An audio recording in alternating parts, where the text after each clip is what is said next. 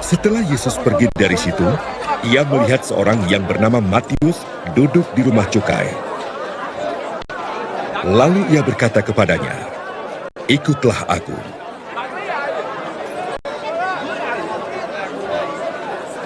Maka berdirilah Matius lalu mengikut dia.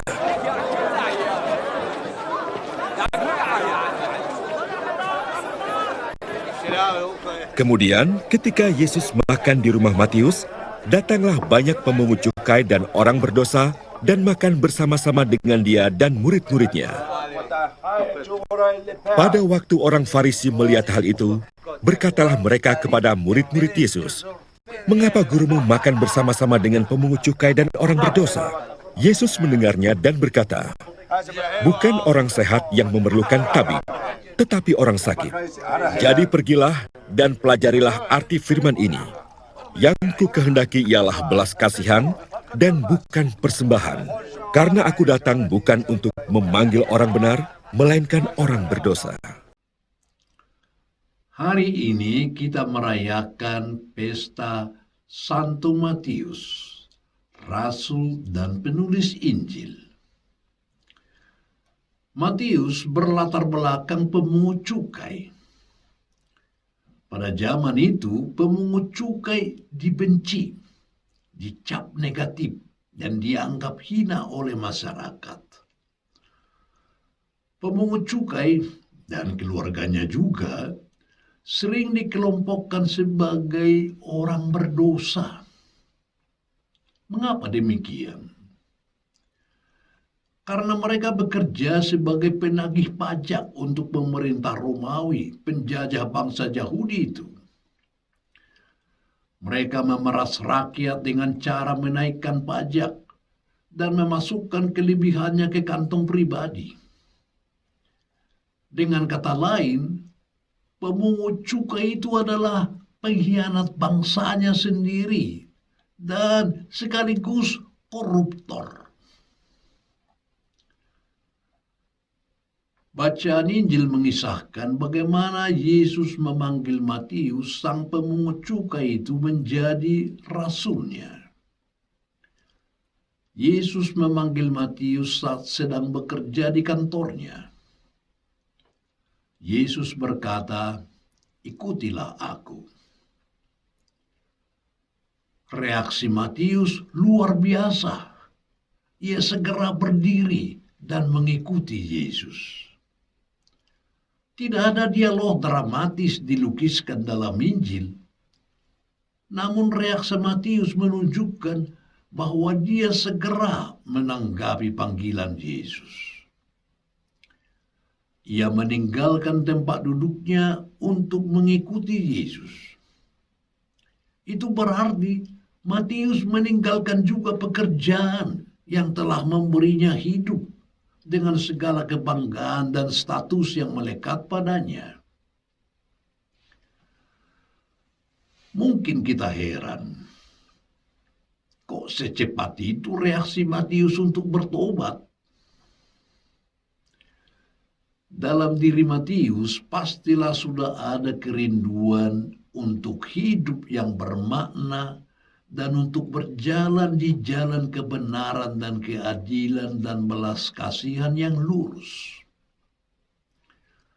Selama ini hati Matius pasti merindukan Allah, meskipun dia tidak berani menunjukkan wajahnya di sinagoga, rumah doa orang Yahudi.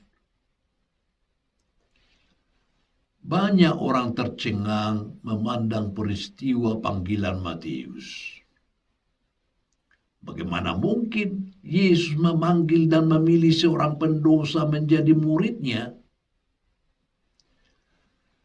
Panggilan ini membuktikan Matius sangat berharga di mata Tuhan.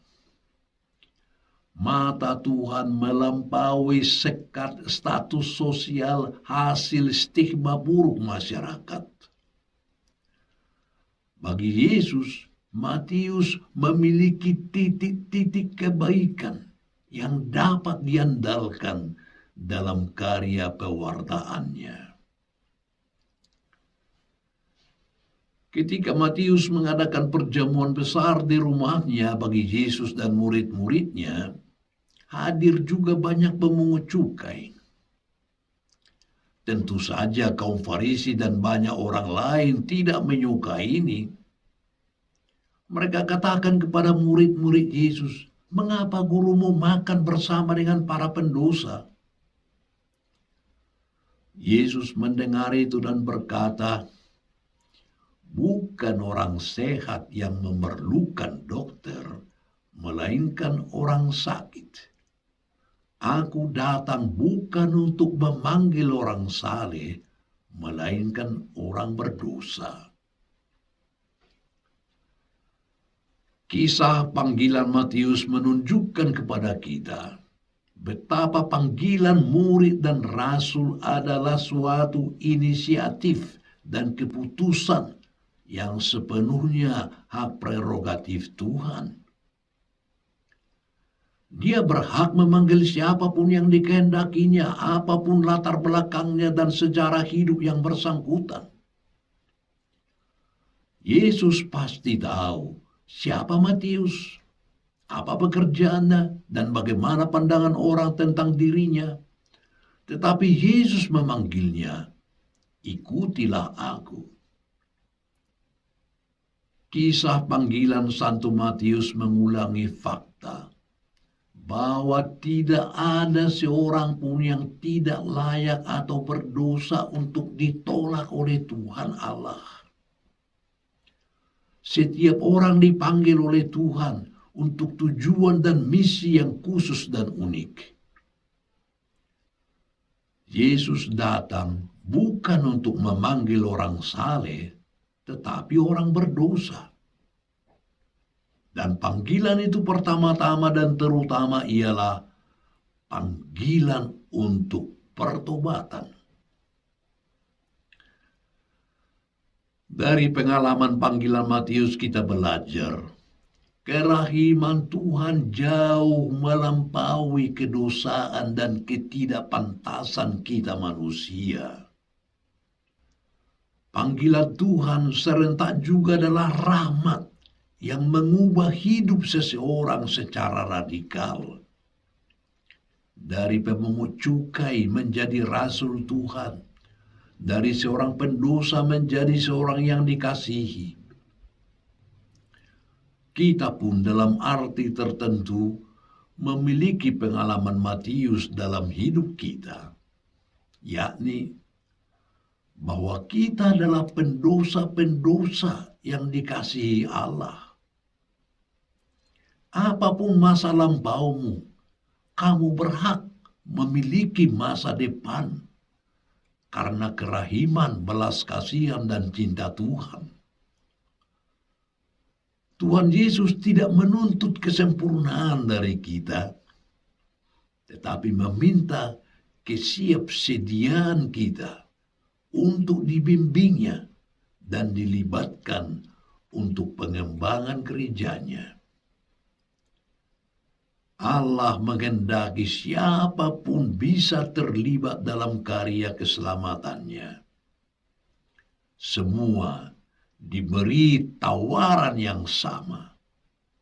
Bahkan orang yang dipandang pendosa pun dipanggilnya.